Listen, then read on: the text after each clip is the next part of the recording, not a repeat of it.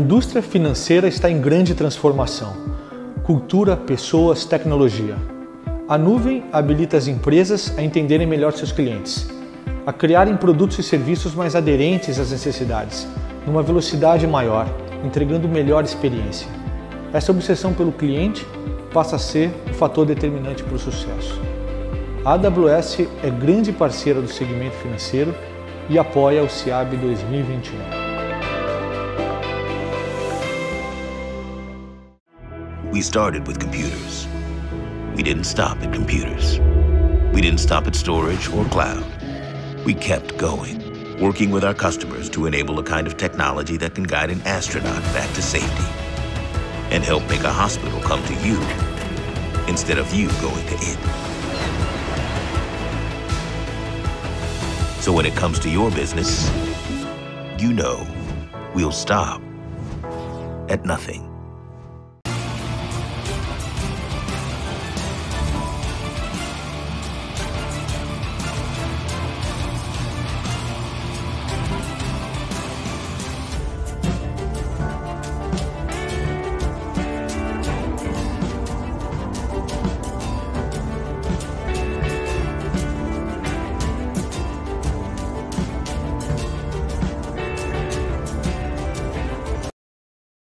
Com dedicação aos clientes e foco em inovação ao longo de décadas, a Huawei está presente em mais de 170 países e é a líder global em tecnologia de informação e comunicação.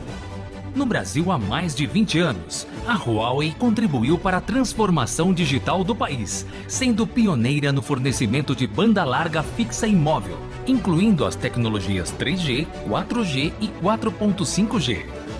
Huawei. No Brasil e para o Brasil.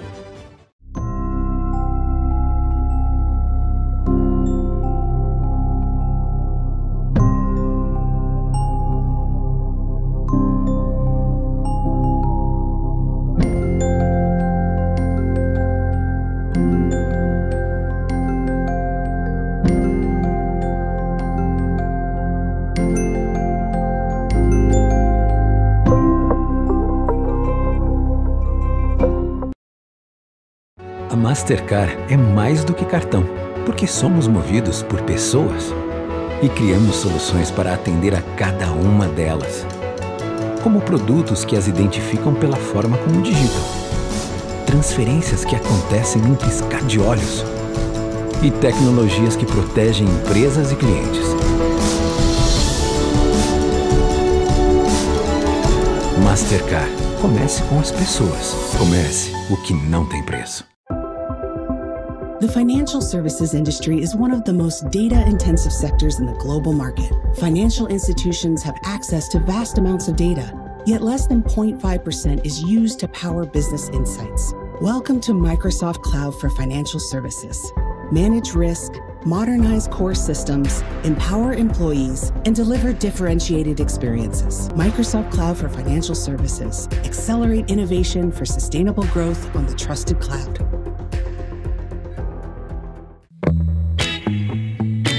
Want customers and clients to bank on your business for life?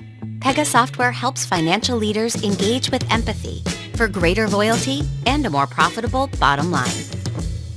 The Pega Customer Decision Hub proactively delivers personalized experiences, delivers next best actions at the exact right time, and constantly adapts to keep up with each customer's needs. Start crushing business complexity with Pega. No mundo conectado, as transações financeiras são realizadas na velocidade digital, não em horas ou minutos, mas em segundos. E o Pix chegou para tornar tudo ainda mais ágil. Milhões de transações acontecendo simultaneamente. A transmissão de dados em uma plataforma de nuvem moderna pode garantir que você tenha velocidade, escala e resiliência. Uma experiência de banco digital fácil e transformadora para os clientes. É por isso que nosso código é aberto.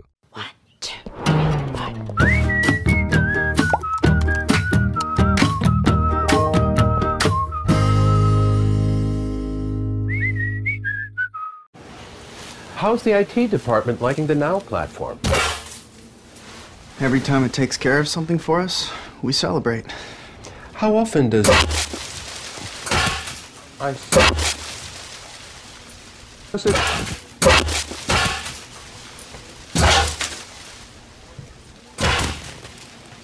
Got it. ServiceNow.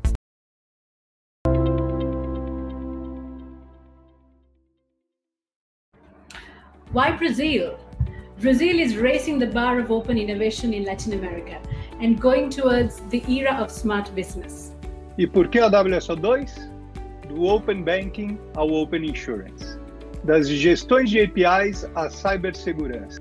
Na WSO2, criamos as tecnologias da nova geração, tornando seus negócios à prova de futuro.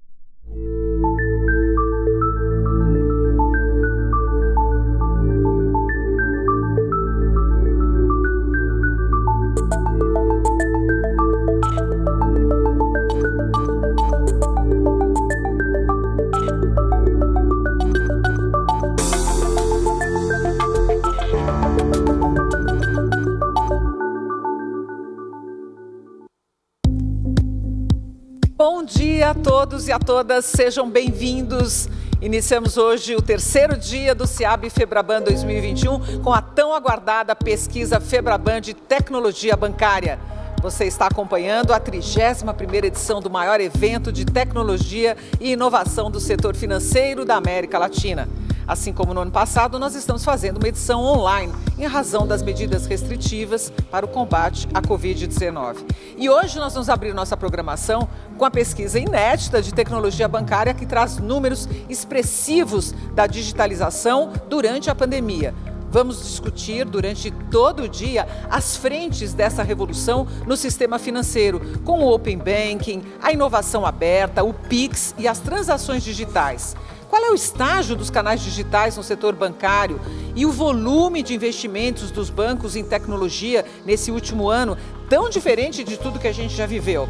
No painel, representantes de bancos e da Deloitte apresentam em primeira mão os resultados da pesquisa Febraban de tecnologia bancária. Estão aqui conosco, remotamente, com a gente, para mostrar todos os detalhes desse estudo. Eduardo Krieger Scherer, diretor de serviços de TI da Caixa, Rodrigo Molinari, gerente-geral de TI do Banco do Brasil e diretor setorial de TI da Febraban. Sejam bem-vindos, bom dia para vocês que estão aí remoto, mas conosco, bom dia. E aqui conosco no estúdio também o Sérgio Biagini, sócio líder para a indústria de serviços financeiros da Deloitte Brasil. Pode vir, Sérgio. É ele quem vai fazer a apresentação com os principais resultados da pesquisa e depois vamos todos comentar com os outros participantes os pontos mais relevantes. Bom dia, Sérgio, agora muito bem-vindo. Bom dia, Mona, muito obrigado. Por favor, sente-se. Bom dia também aos amigos conectados ali de Brasília. Bom dia a todos, é um prazer e uma honra estar aqui com vocês para apresentar em primeira mão o resultado da pesquisa de tecnologia bancária da Febraban. Primeiramente, agradecer aos 21 bancos que participaram da pesquisa esse ano, aos executivos e executivas de tecnologia que contribuíram nas entrevistas conosco, aos profissionais dos bancos que colaboraram e suportaram a coleta de dados, à equipe da Febraban, à equipe da Deloitte, que contribuiu e desenvolveu esse estudo. Sem vocês, esse estudo não aconteceria de forma alguma. Então, a vocês, o nosso muito obrigado. A Deloitte vem desde 2016 publicando em conjunto a pesquisa Febraban e ao longo do tempo a gente vem junto desenvolvendo a pesquisa e evoluindo a pesquisa. E esse ano a pesquisa ela é muito especial. E ela é especial não só pelo fato de a gente ter um retrato de pesquisa, onde a gente tem praticamente todo um ano sob pandemia, mas é um ano onde a gente teve uma aceleração muito forte da digitalização, da bancarização no país, a introdução do Pix e um pré-momento de Open Banking. Então, todos esses elementos fazem da pesquisa uma pesquisa muito especial. Todos vocês podem fazer o download da pesquisa, é só clicar no QR Code e vocês vão conseguir pegar o conteúdo completo na íntegra dessa pesquisa. Hoje a gente vai trazer para vocês a visão dos investimentos em tecnologia, o quanto que esses investimentos evoluíram e cresceram. A gente vai falar também das transações bancárias, a gente vai ver aí o predomínio do canal digital, mas a gente também vai ver hoje a importância da rede de agências.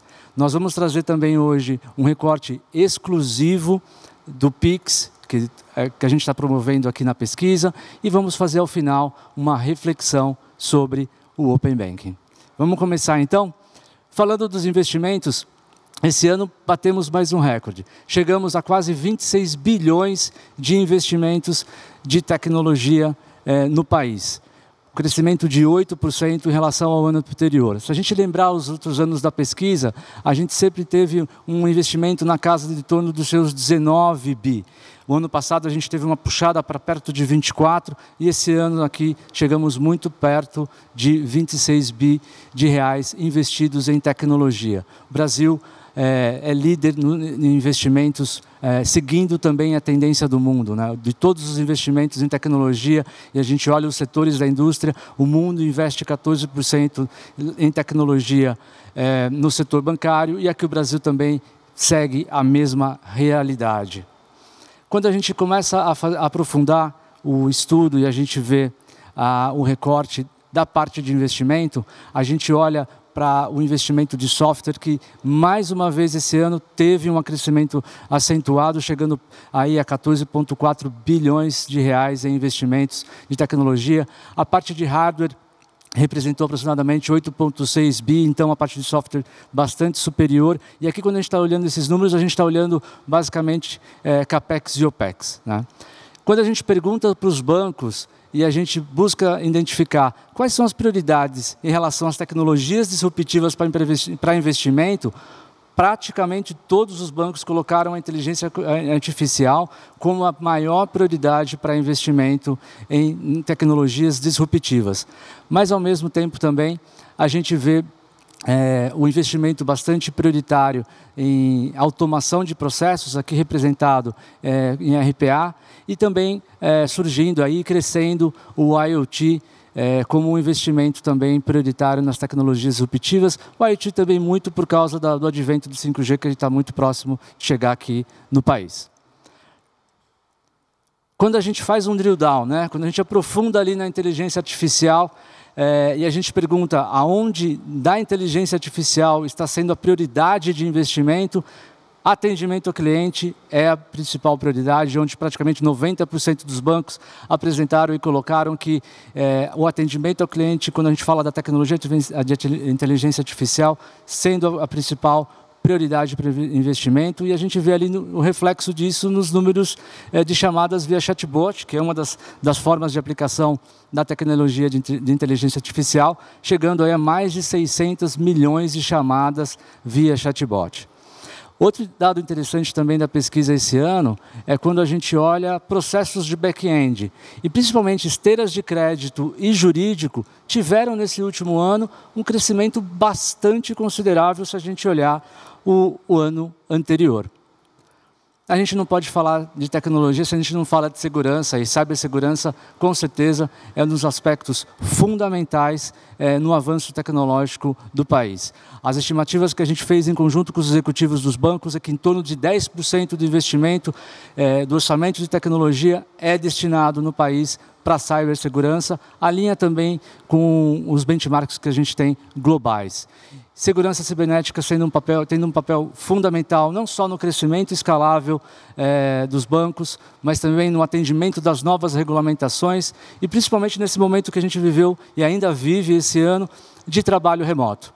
Segurança foi, com certeza, e teve um papel e tem um papel fundamental na nossa indústria. Falando de trabalho remoto, a gente fez um recorte especial também para a gente identificar como que os bancos lideram em relação a essa questão do trabalho para as áreas internas dos bancos. E aqui a gente vê uma predominância interessante do trabalho remoto em detrimento do trabalho presencial. Então, o modelo preferido ainda até hoje é o trabalho remoto, mas o híbrido começando a tomar espaço, e existe uma expectativa realmente do híbrido tomar espaço, principalmente no ano que vem.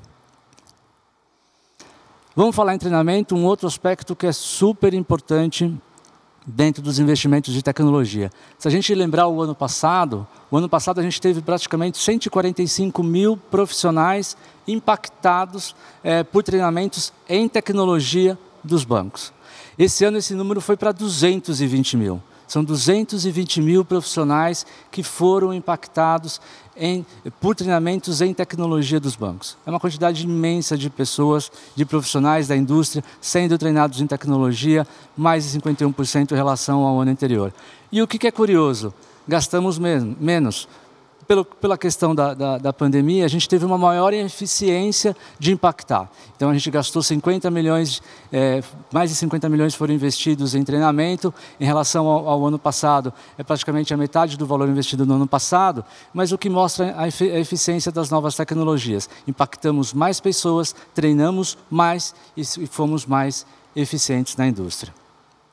Um outro dado bastante interessante que a gente faz também de recorte esse ano é justamente a inovação. Né? E a gente pergunta para os bancos como que os bancos estão inovando. A inovação faz parte da nossa indústria.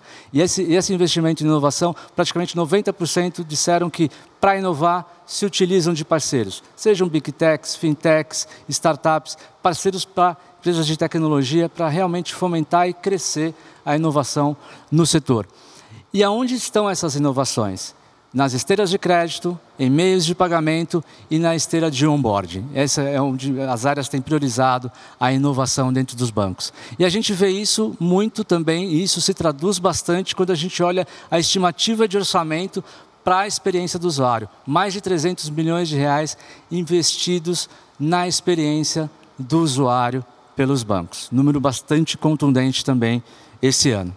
Por isso que eu estou falando que a pesquisa esse ano é bastante especial, com muito dado e muito insight interessante. Vamos falar das transações.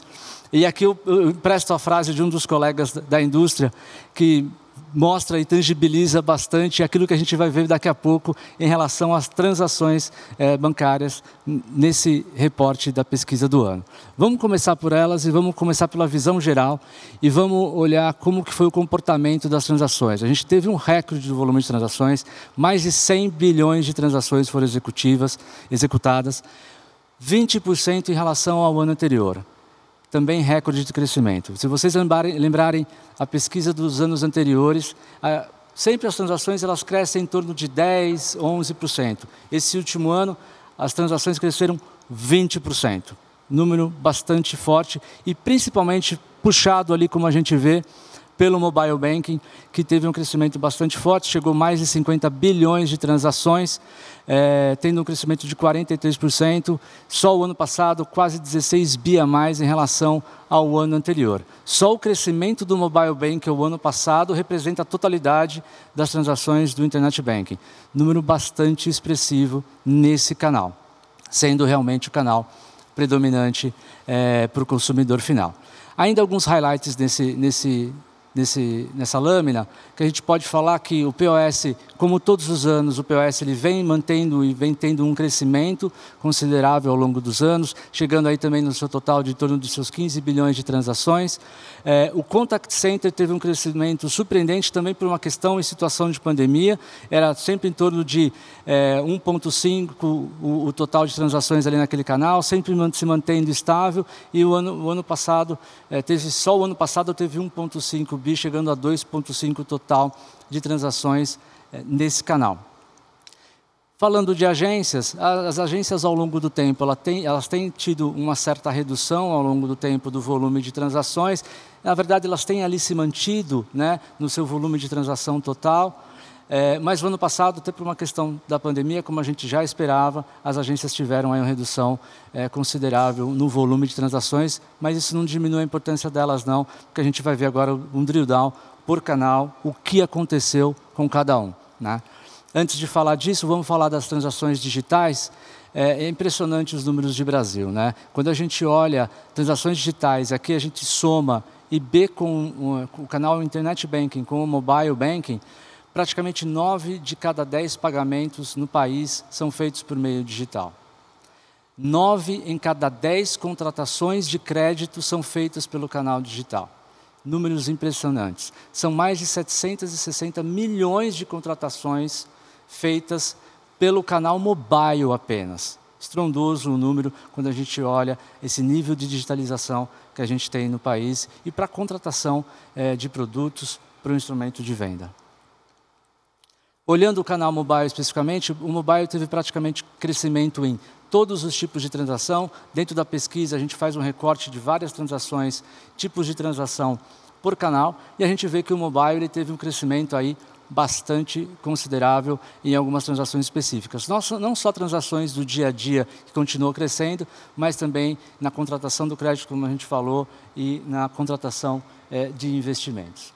Quando a gente olha o canal Internet Banking, apesar do canal Internet Banking ter tido uma pequena redução no seu volume total, em alguns tipos de transação ele teve um crescimento considerável, principalmente ali quando a gente vê a transação de renegociação de dívida, que ele teve um crescimento bastante acentuado em relação ao ano anterior, também uma acentuação e um contexto da pandemia no ano passado. Falando do canal de agências, o canal agências, a gente já viu que ele teve uma queda aí de 28% no volume das transações totais. Praticamente teve queda em todos os tipos de transação nas agências, mas a gente olha ali renegociação de dívida, né? Mais de 7 milhões de renegociações de dívidas acontecendo nesse canal. Então isso mostra a importância do canal agência. Quando a gente fala em atendimento complexo, atendimento presencial, onde existe esse face-to-face com o cliente, sendo um canal extremamente importante para a indústria, para o setor como um todo. Falando dos ATMs, praticamente o ATM em todos os tipos de transação a gente teve uma queda, o ATM ele vem caindo ao longo do tempo, sempre o saque se manteve ali crescendo, mas o ano passado também, por uma questão de pandemia, o ATM teve também uma queda, o que mostra aí a indústria bastante preocupada com esse canal, buscando repensar e inovar bastante esse parque, esse grande parque que a gente tem aí de ATM no nosso país. Vamos falar de contas ativas no mobile. Outro recorde, a gente chegou a 198 milhões de contas ativas no Mobile Banking, mais de 100% de crescimento em relação ao ano passado. Isso teve um efeito, o efeito do auxílio emergencial, a conta de poupança digital que foi criada pelos bancos públicos para atender o auxílio emergencial, ele tem um efeito direto, aí são praticamente 70 milhões de contas, mas quando a gente exclui esse efeito do auxílio emergencial, mesmo assim a gente tem um recorde. Chegamos a 128 milhões de contas ativas no Mobile Banking, crescimento da ordem aí de 40% em relação ao ano anterior. Bastante considerável também esse crescimento no caso das contas digitais. A gente sempre faz um recorte bastante interessante na pesquisa, que é o recorte dos heavy users. Heavy user é aquele usuário que resolve 80% da sua vida financeira em um único canal. Ou seja, mais de 80% das suas transações acontecem num único canal. E a gente faz o recorte dos heavy users. E a gente tem que nós tivemos no ano passado 76 milhões de clientes heavy users. Mais de 100% também de crescimento em relação ao ano anterior, o que mostra uma forte adoção do canal. Um outro recorte que a gente traz também bastante interessante nessa parte do heavy user é a quantidade de logins. No geral, a gente teve um crescimento de login, também do não heavy user. Na média geral, quando a gente pega os clientes, a gente foi para 28 logins mês, em detrimento de 20 do ano passado. E o heavy user, ele chegou a 63, na média, 63 logins por mês, um heavy user no seu canal mobile, o que mostra uma forte adoção do canal pelo heavy user no Mobile Banking. Vamos falar do Pix. O Pix, a gente vê a transformação que ele está fazendo na nossa indústria. Também empresto aqui a frase de um colega de um dos bancos, falando um pouco, dando uma visão geral sobre o Pix. E aqui a gente traz 2 recortes exclusivos para vocês.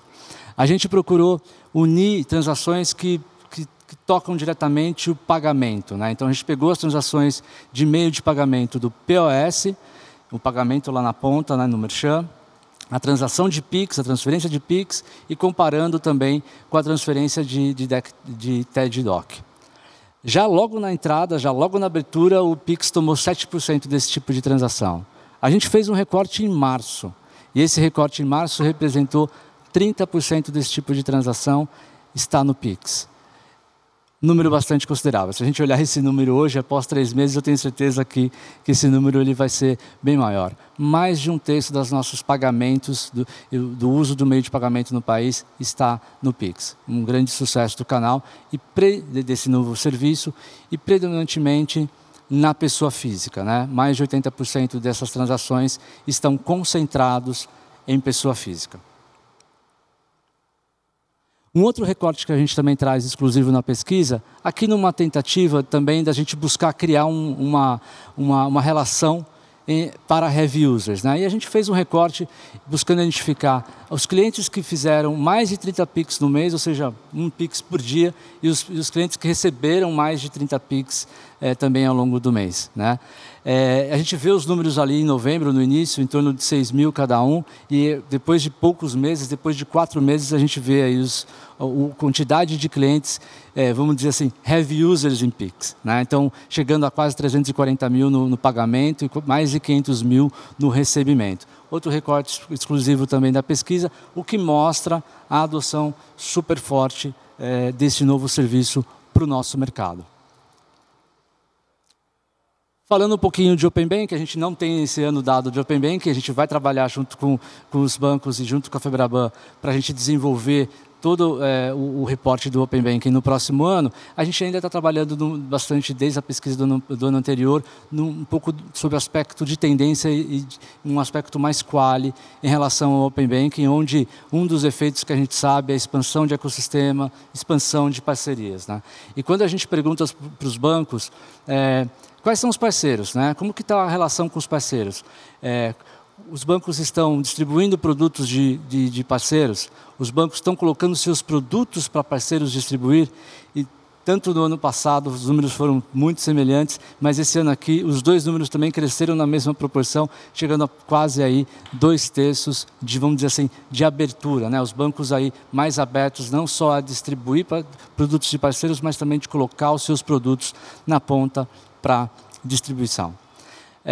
Para a gente fechar e finalizar a pesquisa desse ano, a gente sabe que foi um ano muito desafiador, com altos investimentos em tecnologia, o preparo dos profissionais e esses investimentos garantiram a evolução da indústria, a inovação fazendo parte disso, as novas tecnologias aplicadas para melhorar a experiência do cliente. A gente vê o mobile dominante, sendo o canal preferencial do consumidor, mas a agência mostrando a sua importância, o nosso recém-chegado Pix aí mudando a jornada de pagamento do setor, e um setor que não para, que já está se preparando para o próximo ano do Open Banking. Não deixem de fazer o download da pesquisa aí pelo QR Code para aproveitar e ver todo o conteúdo no detalhe da pesquisa desse ano. Muito obrigado. Muito obrigada, Sérgio. Muitos dados interessantes aí da pesquisa, com mudanças na jornada do cliente bancário que a gente vai destrinchar. Eu quero agora direcionar algumas perguntas para vocês e, claro, fiquem à vontade para comentar, complementar as respostas de cada um. Eu vou começar agora com os nossos convidados que estão mais com a gente no remoto. Vou começar com o Rodrigo Molinari. Por favor, cadê o Rodrigo? Tá lá. As transações feitas pelo mobile banking vêm ganhando espaço na preferência do consumidor ao longo dos últimos anos. E no ano passado, pela primeira vez, elas ultrapassaram mais da metade das operações feitas pelos nossos clientes. Como é que os bancos estão vendo esse movimento? O que podemos esperar para os próximos anos? Rodrigo, para vocês o Internet Banking está perdendo espaço nas transações? Bom dia, Mona. Bom dia, Eduardo, Sérgio, todo mundo que está aqui nos assistindo. É uma honra estar aqui falando sobre essa pesquisa que traz números tão importantes sobre o nosso mercado. É importante a gente falar do mobile. É impressionante o crescimento que a gente teve no mobile, é impressionante a adoção dos clientes a esse canal. Eu lembro de alguns poucos anos, a gente está aqui mesmo nesse fórum, no CIAB, falando do potencial do mobile e como ele poderia se tornar um canal dominante, né, preponderante para os clientes. Então, esse ano chegou, foi 2020, o canal mobile se torna dominante e os bancos tiveram um papel fundamental nesse caminho, assim, tanto no investimento da disponibilização de de uma gama enorme de soluções, né? Hoje o mobile ele tem uma amplitude de transações muito grande, ele vem desde a abertura de conta até renegociação de dívidas, enfim. A questão da segurança, né? O mobile, pelo uso de seus diversos artifícios de dispositivo, de biometria, de câmeras, ele consegue tornar o canal extremamente seguro. E a questão da experiência mesmo, assim, o cuidado com o design, com a experiência que todos os bancos demonstram, né? Acho que isso reflete, inclusive, se você entrar nas lojas de aplicativos, os aplicativos bancários estão sempre entre os mais bem conceituados, com nota entre 4.7, 4.8, 4.6, quer dizer, é um reconhecimento do cliente, a qualidade dos aplicativos de mobile. Isso torna, claro, tudo isso ajuda esse incremento tão grande na utilização. Agora, quanto ao Internet Banking, essa relação do crescimento mobile, não necessariamente ele diminui a importância do Internet Banking, até porque não há uma migração direta, né? O crescimento do Mobile Banking é muito maior do que a perda percentual de usuário em Internet Banking. Internet ele tem um público bastante fiel, um uso específico. Os bancos continuaram investindo em Internet Banking, ele também evoluiu muito como canal. Se olharmos, por exemplo, o segmento pessoa jurídica, o Internet Banking ainda é o principal canal, aí ele é o dominante, né, ele é o preponderante.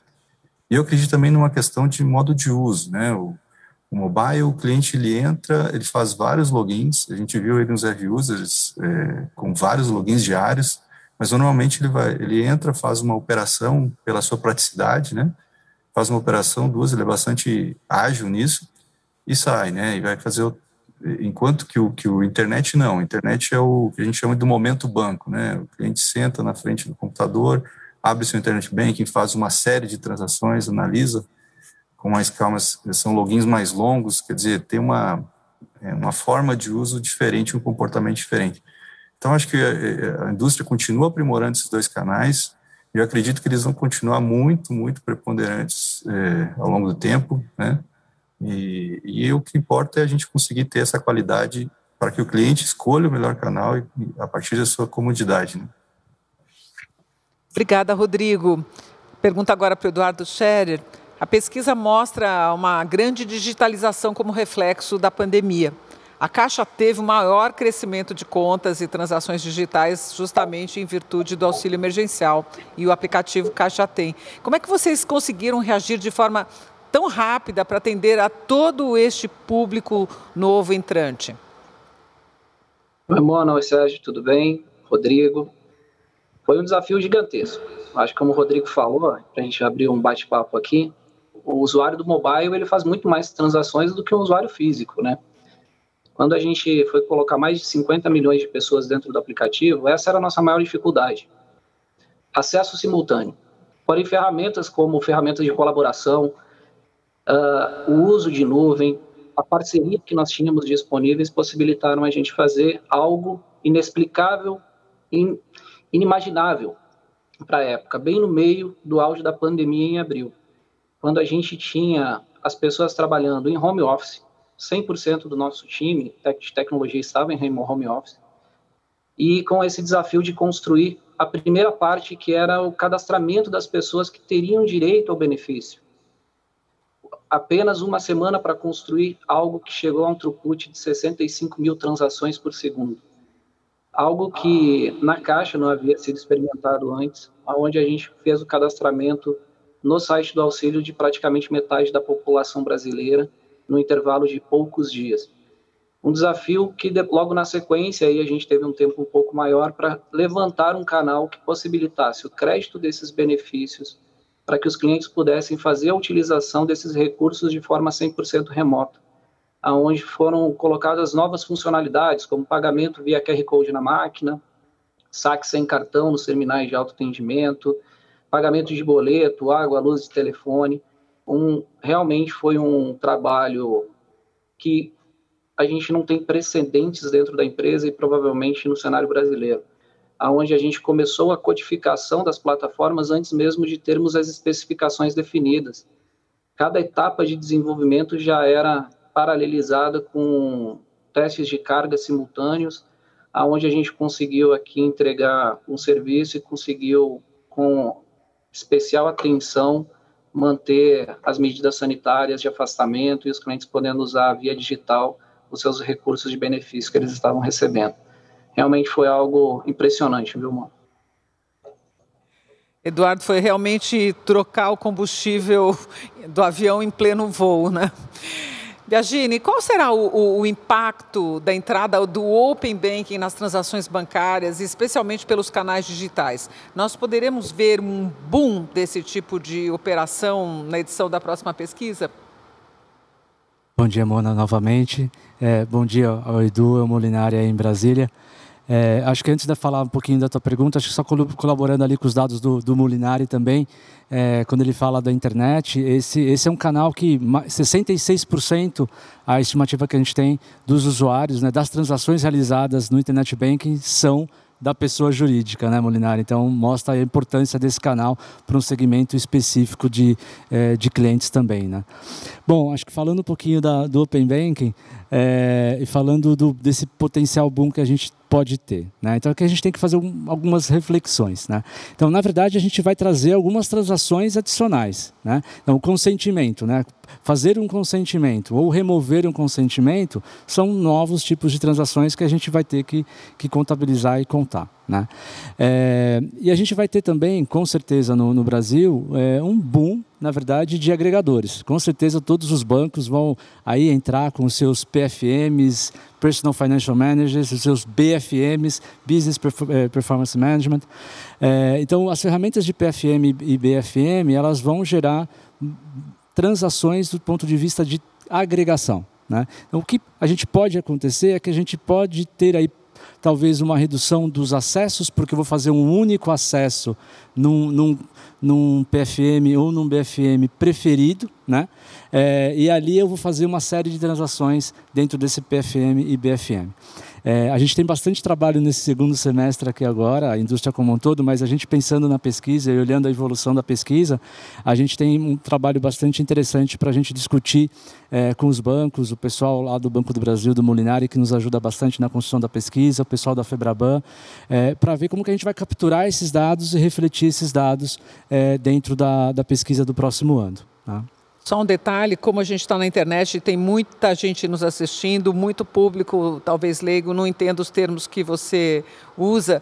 Você comentou desses acessos, PFM e BFM. Isso. PFM para pessoa física e o BFM para pessoa jurídica. Tá. Né? Vamos tentar, então, sempre que tiver algum termo assim mais específico do setor, a gente traduzir. Obrigada pela resposta, Sérgio. Eu queria agora passar novamente a bola para o Rodrigo Molinari, né? Rodrigo, a pesquisa também mostra, mais uma vez, que as transações de todas as espécies vêm perdendo fôlego nas agências, né? PABs e também ATMs ano a ano. Para vocês, a agência está ganhando um papel cada vez mais consultivo.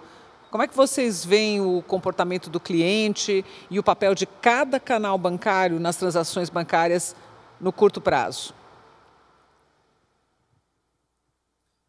Bom, a gente vai falar da mudança do comportamento do cliente, né? Assim, como a gente viu na pesquisa, já vinha vindo em anos anteriores, os canais digitais eles vêm ganhando a preferência, né? Principalmente quando a gente está falando de transações mais simples, né? Mais corriqueiras, mais rápidas. E é nesse aspecto que a agência ela começa a ficar mais clara a sua vocação, né? Ela tem uma vocação mais consultiva. Se a gente olhar as transações que são mais complexas, onde precisa uma consultoria maior, um apoio maior, como investimento, como renegociação de dívidas, como seguros, essas transações elas crescem nos canais físicos, principalmente na agência. Exatamente nesse contexto do apoio que necessita da consultoria, e é por isso que a gente acredita que a agência, com o tempo, ela vai se tornando cada vez mais consultiva, né? E os canais digitais, eles passam no papel um pouco mais de transações mais corriqueiras, mais simples. O que importa é que a decisão ela tem que ser do cliente, né? Então, a gente tem que disponibilizar a melhor solução em ambos os canais. Tem um público que prefere ainda os canais físicos e para ele a gente precisa ter o melhor atendimento. Eu acredito que a agência, a partir dessa mudança de papel, dessa ressignificação, ela vai continuar tendo toda essa importância que ela tem hoje, tanto nos resultados quanto na excelência no atendimento, né, do nosso cliente. Perfeito. Eduardo, as transações sem movimentação financeira no mobile banking ainda são a grande maioria, mas também nós estamos vendo que as operações com movimentação financeira estão crescendo ao longo dos últimos anos. Ainda faltam funcionalidades no mobile banking para o crescimento desse tipo de transação de forma mais expressiva? Bom, na avaliação que a gente acompanha sempre, foi até o que o Molinari trouxe para a gente. Um cliente utiliza, às vezes, 64 vezes o mobile banking dentro de um mês. O Sérgio trouxe ali na pesquisa. Então, virou um hábito do brasileiro abrir o mobile banking várias vezes por dia, inclusive, às vezes, para consultar um saldo, consultar um extrato, e não necessariamente para realizar as transações financeiras. Então, é normal que o volume de transações que não envolvam a movimentação sejam realmente um pouco mais elevadas. A gente tem algumas comparações internas que quando um cliente migra de canais físicos e passa a utilizar canais digitais, ele sai de uma média de 4 transações por mês e quando ele vai utilizar o canal digital, ele passa a fazer 20 a 25 transações dentro do mesmo mês. Isso não por conta do modo de uso de transações que envolvam movimentação, mas sim pela mudança do hábito e pela praticidade de estar com o aplicativo na mão o tempo todo. Outro ponto importante também é que transações sem movimentação financeira, elas têm camadas menores de segurança. Então, sempre que envolve movimentações, onde é que você ativa novos dispositivos de segurança, de antifraude, para que você consiga permitir. E muitos desses clientes, eles utilizam movimentações financeiras em canais físicos e consultas de informações de não movimentação dentro do aplicativo móvel. O que a gente vem percebendo nos últimos anos é que esses clientes que tinham o hábito de utilizar os aplicativos móveis exclusivamente para consultas, começaram a ativar eles para realização de movimentação e migrando, se tornando-se um cliente digital. E aí sim abrindo mão do uso do ambiente físico em quase sua totalidade. Em relação ao número de funcionalidades, hoje os aplicativos de todos os bancos praticamente têm 100% do portfólio. Porém, é uma transação que ela não é assistida da forma como que num canal físico, que fosse realizado dentro de uma unidade de agência, ou então no caso da Caixa Federal, no caso de uma lotérica.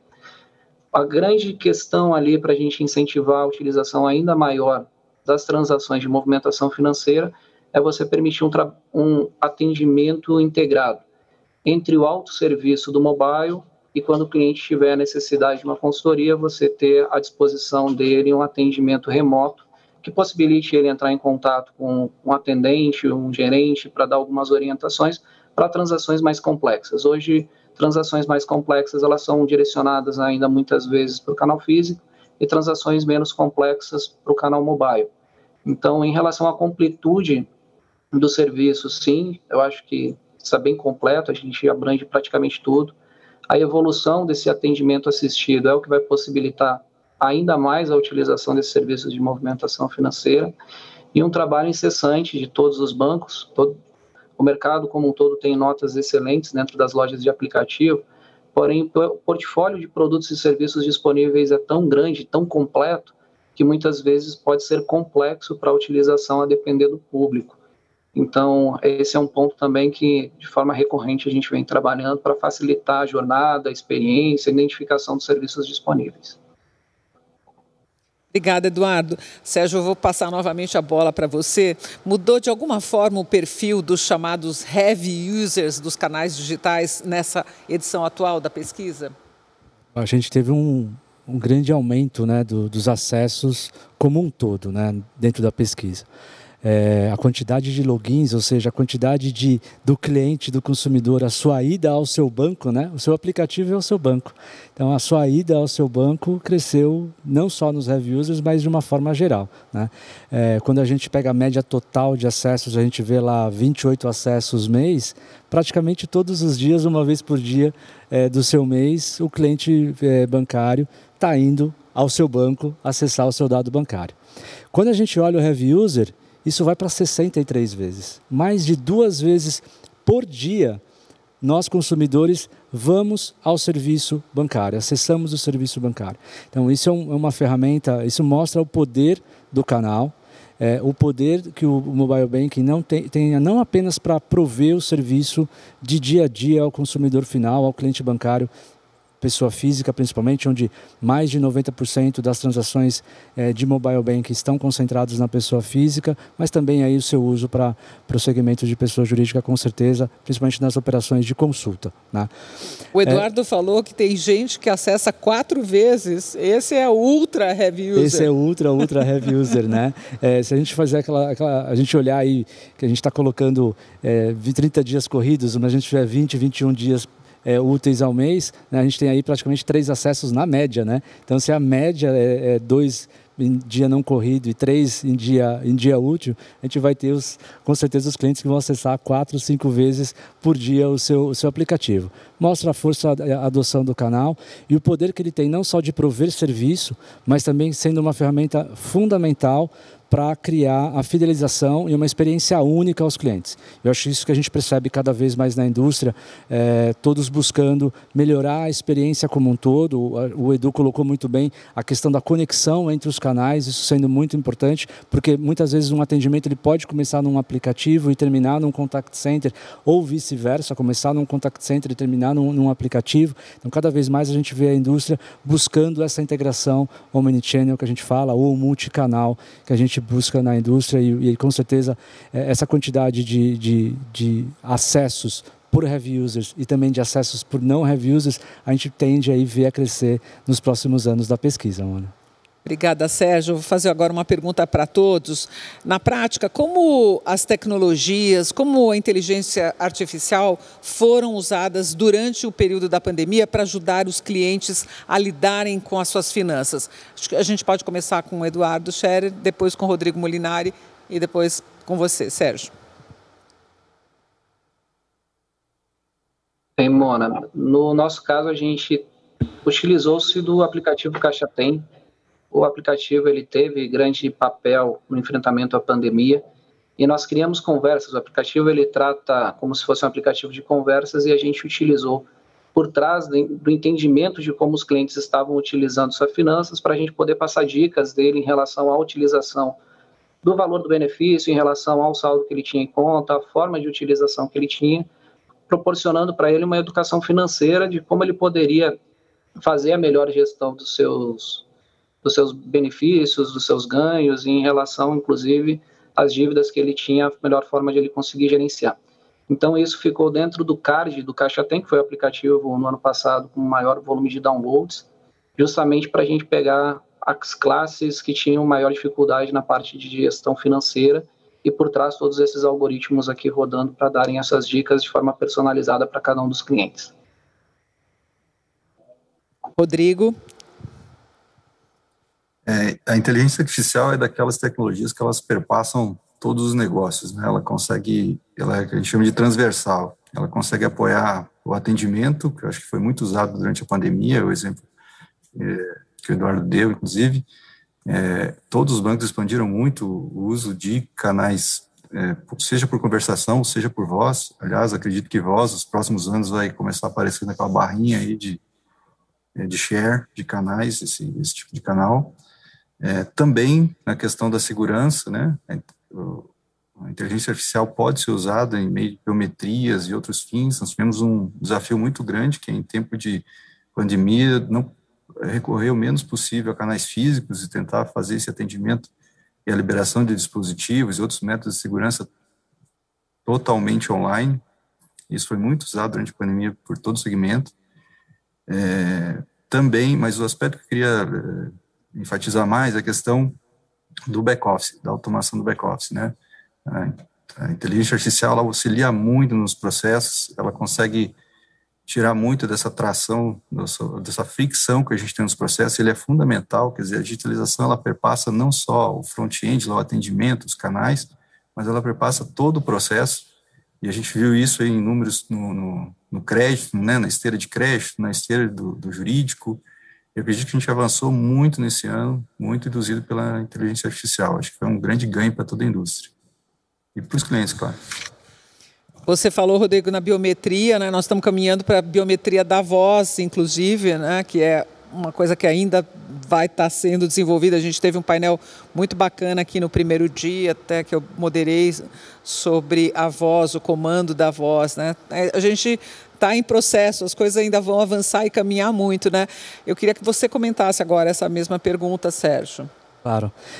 A gente viu na pesquisa que a inteligência artificial ela é a prioridade de investimento do setor, né? A gente, como o Molinari e o Edu colocaram, a gente tem os casos de usos mais simples, né? Como o caso de atendimento, um chatbot simples no atendimento. É o primeiro caso de uso que tipicamente a indústria começa, e a gente vai avançando nesse caso de uso do atendimento, né? Então, de um simples chatbot para um chatbot inteligente, aquele que já segura um pouco aquele primeiro nível de atendimento dentro de um call center, por exemplo.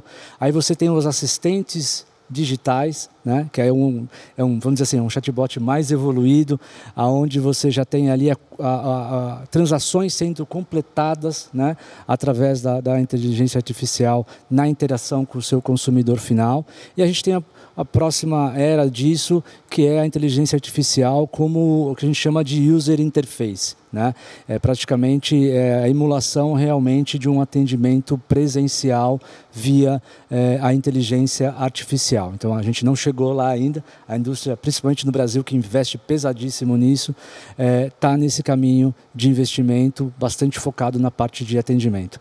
Como o Edu e o Molinari colocaram também, a gente tem use cases muito interessantes, né? Os casos de uso muito interessantes também na nossa esteira de processamento, né? No nosso middle back office, que a gente chama aqui na indústria.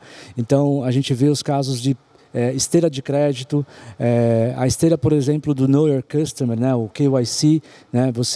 Todo o processo que você tem que fazer de diligência de clientes, a indústria chama isso de CDD, né? Então, o Customer Due Diligence. Então, a inteligência artificial ajudando bastante na automação, né, na criação da eficiência nessas esteiras. Ela não cria só eficiência, Mona. Eu acho que o que é interessante também da inteligência artificial é que ela traz mais segurança. Ela traz mais controle para a indústria. A gente reduz o risco com a inteligência artificial. Então, é uma indústria que esse investimento não é apenas para dar mais eficiência, mas também para reduzir o risco, né? Reduzir o nível de controle e melhorar, na verdade, a maturidade dos controles. No final, quem ganha com isso, Mona, é o consumidor final, porque é o que a gente sempre fala, né? Uma experiência ruim, né? Uma cozinha mal feita ali no middle back office, né? Uma esteira não bem feita, você impacta sim diretamente a esteira e a experiência final do cliente. Cada vez mais a experiência não é só o front, a interação numa interface de mobile, por exemplo. A experiência ela é o todo, né? E muito do que acontece no back-end pode afetar essa experiência. Então, ela vai ajudar sim e vem contribuir muito forte para a experiência do consumidor final da indústria. Legal.